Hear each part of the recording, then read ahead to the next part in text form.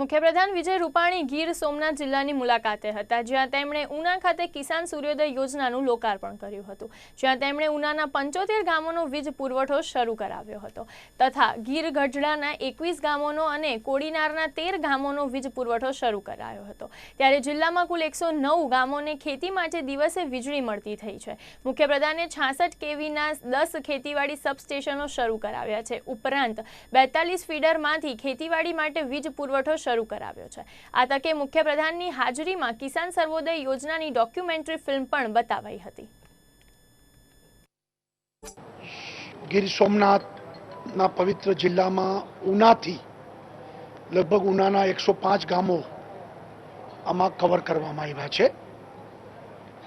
પહેલા તબક્કામાં વડાપ્રધાનના કરકમલોથી 1055 ગામ આપણે દિવસે વીજળી ચાલુ કરી હતી।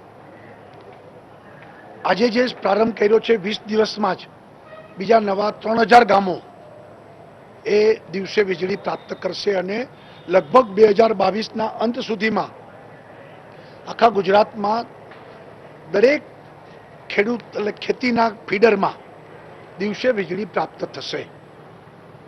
સ્વાભાવિક છે, ખેડૂતોની લાગણી પણ સાચી હતી કે રાત્રે ઉજાગરા કરવા પડે, રાત્રે જીવ જંતુ દીપડાના ત્રાસ બીજા બધા પ્રશ્નો ઊભા થતા હતા, સલામતીની પણ તકલીફ થતી હતી। એને બદલે હવે દિવસે વીજળી મળવાથી ખેડૂત દિવસે કામ કરશે, રાત્રે વિશ્રામ કરશે અને ખેડૂતોને ખૂબ લાભ થશે।